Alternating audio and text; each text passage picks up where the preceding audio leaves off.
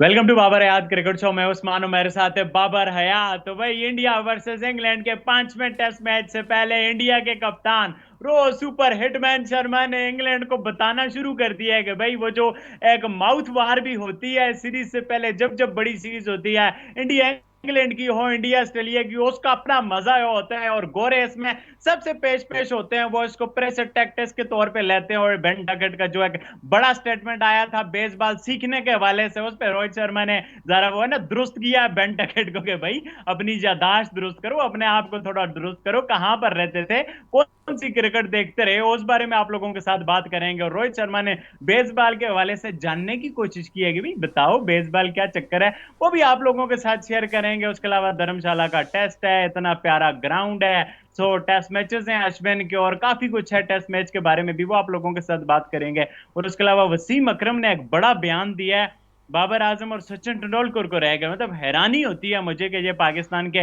X cricketers क्या करते हैं, कैसी बातें करते हैं। और वसीम अकरम इज अ नेम जिसको हम ओसा नहीं लेते कि भाई जो बोंगियां मार ले, जो कोई आउटस्पोकन हो जाए। वसीम अकरम अच्छी मेच्योर सेंसिबल बात करते हैं, तो वसीम अकरम की तरफ से इस तरह का बयान आना वो भी एक बड़ी डिसअपॉइंटिंग सी चीज है। क्या सारा माजरा है वो आप लोगों के साथ शेयर करेंगे। आप लोगों को वीडियो अच्छी लगे तो चैनल को सब्सक्राइब करके बेल आइकन क्लिक करना है। इसके अलावा डिस्क्रिप्शन में हमारा इंस्टाग्राम है, ट्विटर है, आप लोग वहां पर फॉलो कर सकते हो, डीएम कर सकते हो। तो बाबर भाई, क्रिकेट आई और क्रिकेट के साथ रोहित शर्मा की प्रेस कॉन्फ्रेंस हुई और रोहित शर्मा ने कहा मैच में तो दुरुस्त किए, इंग्लैंड वालों को थोड़ा प्रेस कॉन्फ्रेंस से भी दुरुस्त करना शुरू कर दें इन्हें। जी हाँ, बिल्कुल।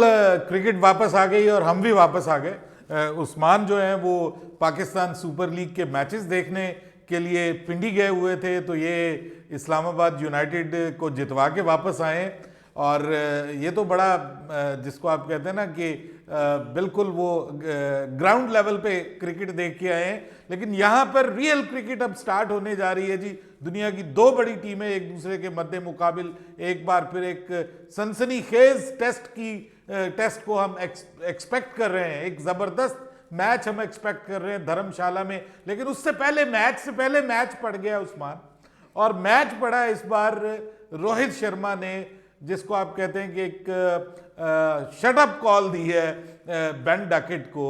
और बड़ी ज़बरदस्त उसने बात की है कि भाई ये जो ठेका आपने लिया है और आप ये जो कह रहे हैं कि जी बेसबॉल जो है वो हमारा ब्रांड है और हम ही इसको लेकर के आए टेस्ट क्रिकेट में, तो बिल्कुल दुरुस्त कहा है उसने रोहित शर्मा ने कि भाई ये किसी का माई बाप का नहीं है ये ब्रांड। और ये इस तरह से कहना कि जी हम ये लेके आए और आप जायसवाल हमसे फॉलो कर रहा है, तो भाई उन्होंने कहा कि जायसवाल से पहले आपने जो है वो हमारे ऐसे प्लेयर्स मौजूद हैं कि जो मतलब सहवाग को ही आप ले लीजिए। सहवाग के पाकिस्तान में वो जो ट्रिपल सेंचुरी है मुल्तान के ग्राउंड में, और वो तो बेसबॉल के पैदा होने से बहुत अरसा पहले की, शायद उस वक्त बेन डकेट भी पैदा अगर हुआ भी होगा तो बहुत छोटा होगा, और यहाँ इनके कप्तान भी छोटे होंगे जो इस वक्त खेल रहे हैं।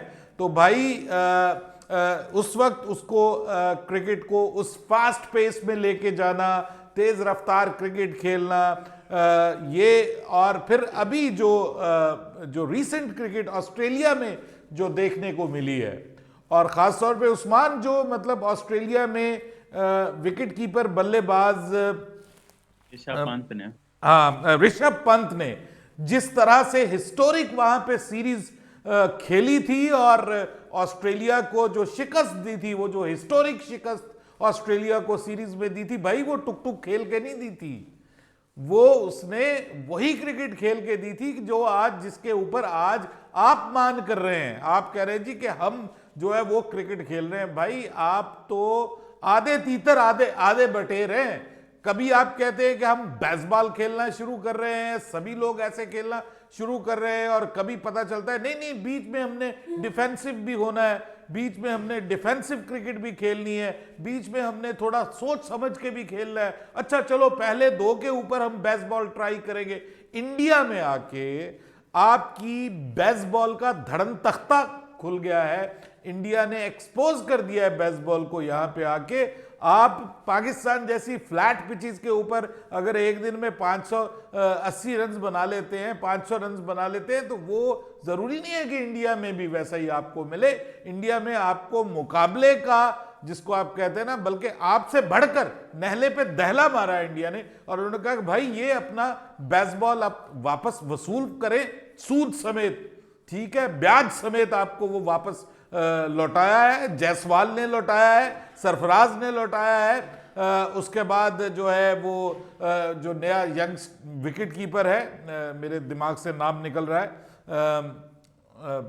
क्या नाम है यार वो जो विकेट कीपर बल्लेबाज, हाँ दुरेल, जुरेल, माफ कीजिएगा, ध्रुव जुरेल, उसने करके दिखाया है सब कुछ। और रोहित शर्मा तो बड़े अरसे से कर रहा है यार। रोहित शर्मा खुद बहुत जबरदस्त बल्लेबाजी करता है टेस्ट मैचेस में, और रन बॉल तो वो कर ही जाता है खुद, मतलब खुद रोहित शर्मा टुक टुक बल्लेबाजी नहीं करता। और ऋषभ पंत, और फिर उससे बढ़कर सर पीछे से वीरू जो है, वीरेंद्र सहवाग जो है, तो वहां से ये क्रिकेट स्टार्ट हुई है। तो बिल्कुल मैं बिल्कुल एग्री करता हूं, रोहित शर्मा को यही जवाब देना चाहिए था। ये एक माइंडसेट चेंज हो गया है टेस्ट क्रिकेट में, और आई थिंक सो इसकी इब्तिदा मुझे तो ऐसा लग रहा है कि खुद इंडिया ने की है, मतलब इंडिया ने ही इसकी इब्तिदा की है। हाँ, अब उसको अगर आप कोई नाम दे दें, बेसबॉल बना दें, जैज़बॉल बना दें, कुछ भी बना दें, तो वो अलग चीज है, लेकिन ये स्टार्ट ऑब्वियसली इधर से ही हुआ है। क्रिकेट भले आपने शुरू की है इंग्लैंड ने, बेन डकेट जी, लेकिन क्रिकेट को जो सही रंग दिया है ना, वो सब कॉन्टिनेंट में और स्पेशली इंडिया ने उसको रंग दिया और बताया है कि क्रिकेट क्या होती है और क्रिकेट खेलते कैसे हैं और क्रिकेट से कमाते कैसे हैं। आपको बिलियनियर बना दिया है इंडिया ने। आप अपने मुल्क में रह के बिलियनियर नहीं बने, यहाँ पे इंडिया ने आपको बिलियनियर बना दिया। तो ये क्रिकेट ने बताया है और इंडियन क्रिकेट ने बताया है, तो इसलिए मेरे ख्याल में ये जवाब आना जरूरी था और जबरदस्त जवाब दिया, जबरदस्त जवाब दिया।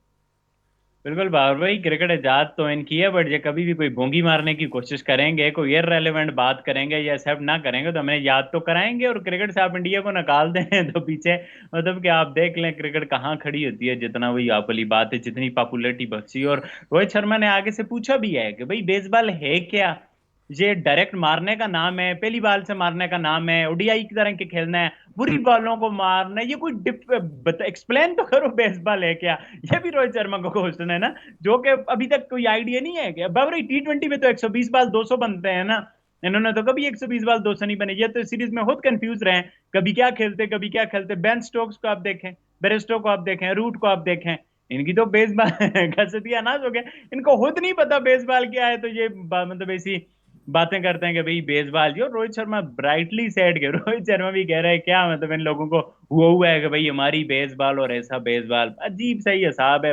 बहरहाल बाबर, 5वां टेस्ट मैच है, इतना प्यारा ग्राउंड है, ईसीबी ने भी वीडियो लगाई है, दुनिया का सबसे खूबसूरत ग्राउंड उसे कहा जाता है। ठंडा मौसम, मुश्किल पिच, सामने पहाड़ों पे बर्फ, और क्या ग्राउंड है बाबर भाई, मतलब क्या डेवलपमेंट है आई उस love ground. It, I love it. मैं आपको बताऊं कि जो इंडियन जितने भी ग्राउंड्स हैं, Dharamshala, I love that ground and I love that place. मैंने कहा कि मेरी किस्मत में अगर हुआ और मुझे मौका मिला तो आई विश कि मैं यहाँ पे ज़रूर आऊँ, देखूँ धर्मशाला, और यहाँ पे कोई मैच देख सकूँ, उसको कवर कर सकूँ। I wish. बहुत मुश्किल लग रहा है जो हालात हैं इंडिया पाकिस्तान के दरमियान में जो चल रहे हैं, बट आई स्टिल विश कि मैं वहाँ पर हमारे जो दोस्त हैं, जो हमारे फॉलोअर्स हैं, मैं उनके साथ बैठ के धर्मशाला में मैच देखूं और वहाँ पे फिर हम इंजॉय करें जायसवाल की बैटिंग को, वहाँ पे हम इंजॉय करें रोहित शर्मा को और उसकी कप्तानी को, और उसके बाद फिर वहीं पे हमें ज़बरदस्त किस्म की जो यंगस्टर्स अब नए जो आए हैं टीम इंडिया के अंदर, शुभमन गिल है, उसके बाद सरफराज है, ध्रुव जुरेल है, इन सब को ये जो यंगस्टर्स हैं और ये बेसिकली फ्यूचर स्टार्स हैं इंडियन क्रिकेट के, और टेस्ट क्रिकेट को ये नेक्स्ट लेवल पे लेके गए हैं।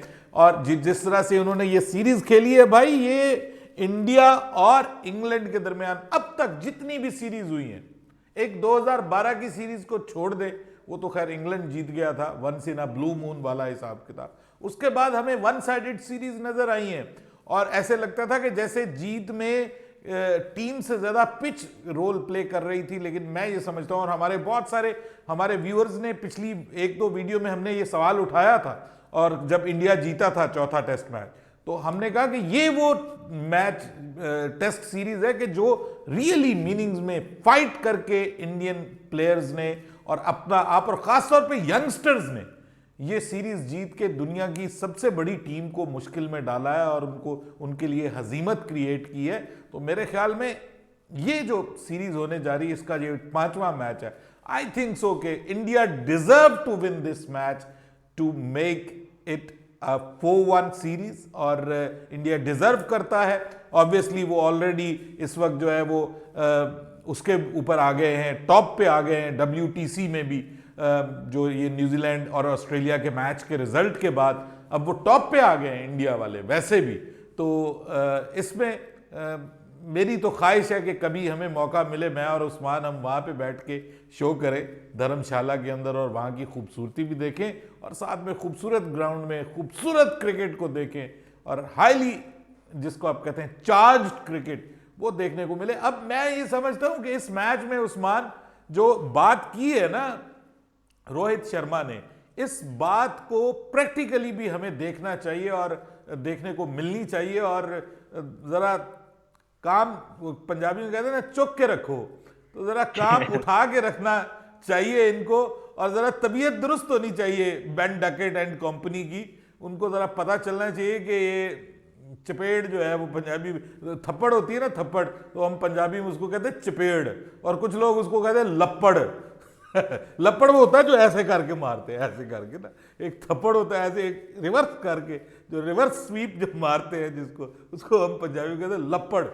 तो एक खिंच के लप्पड़ जो है वो तैयार करना चाहिए और चक दे फटे वो वाला हिसाब किताब होना चाहिए। मतलब एक फुली चार्ज्ड मैच मैं समझता हूँ कि होना चाहिए और मज़ा आना चाहिए देखने के लिए। हम तो विश कर रहे हैं और उम्मीद करते हैं कि team India will not disappoint us. और ये जो हमारे स्टार्स हैं, जायसवाल, आई लव जायसवाल, और मैं समझता हूँ कि मेरे लिए तो भाई वो स्टार ऑफ द फ्यूचर है, इंडिया का नेक्स्ट बिग थिंग है। मैं तो उसे बाकी सब जितने भी इस वक्त यंगस्टर्स हैं, भले जो भी हैं, सब अच्छे हैं अपनी जगह, लेकिन मैं सबसे हाई रेट जायसवाल को करता हूँ। उम्मीद है कि it won't be a commentators curse, और ये जो टेस्ट सीरीज है इसका इख्तिताम जायसवाल बहुत अच्छे नोट पे करेगा। बिल्कुल बार भाई, और एंड में जैसे एक नया स्टेटमेंट निकल के आया है आजकल, अजीब अजीब पाकिस्तान के लोग स्टेटमेंट देते हैं। कभी PSL की जो है ना लेस व्यूअरशिप का WPL पे इल्जाम लगाते हैं, BCCI पे लगाते हैं, जुवैद मियांदाद कंपेयर करते हैं। और अभी वसीम अकरम का नया रीसेंट स्टेटमेंट निकल के आया कि भाई बाबर आजम को बॉल कराना मुझे टफ लगता, मैं सचिन तेंदुलकर को आउट कर लेता, सचिन तेंदुलकर को आउट करना मेरे लिए निस्बत आसान, बाबर आजम को आउट करना, बॉल कराना निस्बतन मुश्किल। मतलब ग्रेट मास्टर ब्लास्टर के बारे में और वसीम अकरम जैसे बंदे का, मतलब बाबर भाई मेरे लिए तो कोई सेंस ही नहीं बनाती ये बात। तो होशो हवास में तो कोई ऐसा सोच भी नहीं सकता, मुझे लगता है। देखिए मुझे भी हैरानी हुई है स्टेटमेंट की।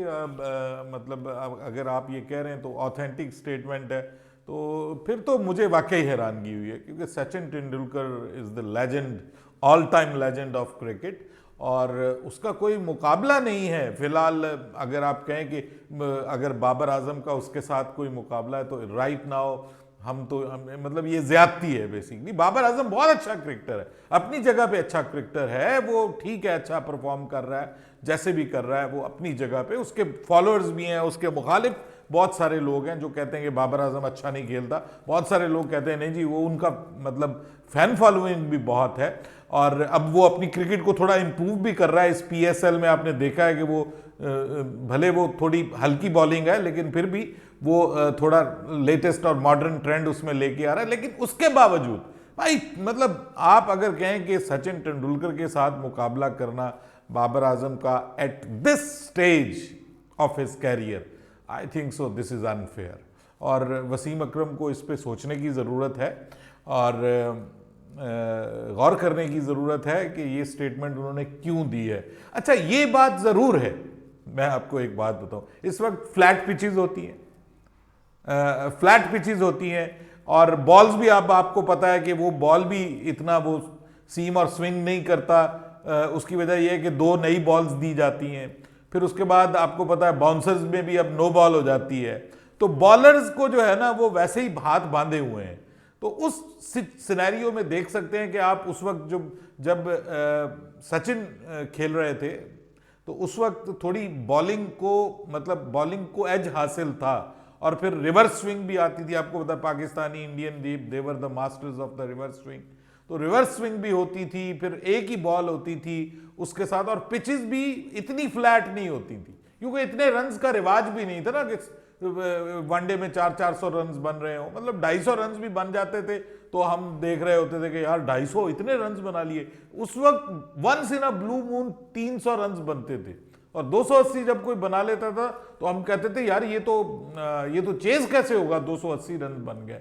तो उन हालात में आप कह सकते हैं कि जी वसीम अकरम को मतलब ये है कि उनको आसान लगता होगा सचिन तेंदुलकर को आउट करना, और आजकल की फट्टा पिचेस के ऊपर क्योंकि बड़े बड़े बॉलर्स की धुलाई होती है तो वो सोच रहे होंगे। और फिर आपको पता बाबर आजम तो वैसे भी आउट होने के लिए नहीं खेलते, ये तो आपको पता ही होगा। बाबर आजम तो चाहते हैं कि भाई वो आउट ही ना हो, तो जब उन्होंने कोई रिस्क ही नहीं लेना तो फिर भाई वसीम अकरम तो बाबर आजम को कैसे आउट करेंगे। आउट तो वही होता है ना जो भाई वक्त के हिसाब से खेलता है, टीम की रिक्वायरमेंट के हिसाब से खेलता है। टीम जाए भाड़ में, बाबर आजम कंसिस्टेंट है, मिस्टर कंसिस्टेंट। तो बाबर आजम जो है वो जब वो परफॉर्म करता है इस तरह से तो उसने तो आउट ही नहीं होना। तो भाई आउट तो वही होता है ना जो टीम के लिए जब कोई खेलता है तो वो फिर, जैसे मैं मिसाल देता हूं रोहित शर्मा जो है, रोहित शर्मा टीम के लिए खेलता है तो वो भी बहुत सारे रिकॉर्ड्स बना सकता था, अभी वर्ल्ड कप में बहुत सारे रिकॉर्ड्स बना सकता था अगर वो अपनी जात के लिए खेलता। वो टीम के लिए खेल रहा था। जब आप टीम के लिए खेलते हैं ना तो फिर आप रिकॉर्ड्स का नहीं सोच रहे होते, आप अपनी एवरेज का, अपनी कंसिस्टेंसी का नहीं सोच रहे होते, आप ये सोच रहे होते हैं कि आपकी टीम को आपकी कितनी ज़रूरत है और किस तरह की इनिंग्स की ज़रूरत है। तो जब आपने वो खेलना ही नहीं तो भाई आगे वसीम अकरम की बजाय जो है वो भले कोई भी आ जाए, जब आपने आउट ही नहीं होना, मैंने कहा टिप टिप टिप करके तो अगली टीम जो है वो जूतियां लेके भाग जाए फिर बाद में कि भाई ये तो टिप टिप लगाए रखा है, ये आउट ही नहीं होता, टुक टुक लगाए रखा है, तो फिर आप कह सकते हैं। Otherwise bro there is no comparison. बिल्कुल बाबर भाई, और हैरानी की बात है, ठाक उठाते हैं बाबर आजम को विराट कोहली, ठाक उठाते हैं सचिन तेंदुलकर को। भाई हमारे पास भी यूनुस, यूसुफ, इंजमाम, सईद अनवर बड़े बड़े अच्छे बैट्समैन हैं पहले, मतलब उनके साथ तो कर लो कि जी भी बड़ा अनफेयर हो जाता है। बड़े स्टाइलिश, बड़े ग्रेट और बड़े इम्पैक्टफुल वाले बैट्समैन और बड़े वैल्यू वाली उनकी क्रिकेटिंग कैरियर्स हैं। उनका तो कभी हम नहीं मिलाते कि भाई जैसे हमारी बैटिंग की हिस्ट्री ना हो, we also have good heroes in batting. बहरहाल आप लोग बताओ भाई, आप लोगों का क्या पॉइंट ऑफ व्यू है, अपना पॉइंट ऑफ व्यू सब के बारे में लाजमी नीचे कमेंट करके बताना। वीडियो अच्छी लगे तो चैनल को सब्सक्राइब करके बेल आइकन पे क्लिक करना है। इंशाल्लाह नेक्स्ट वीडियो में आप लोगों से मुलाकात होगी, तब तक के लिए अल्लाह हाफिज। अल्लाह हाफिज।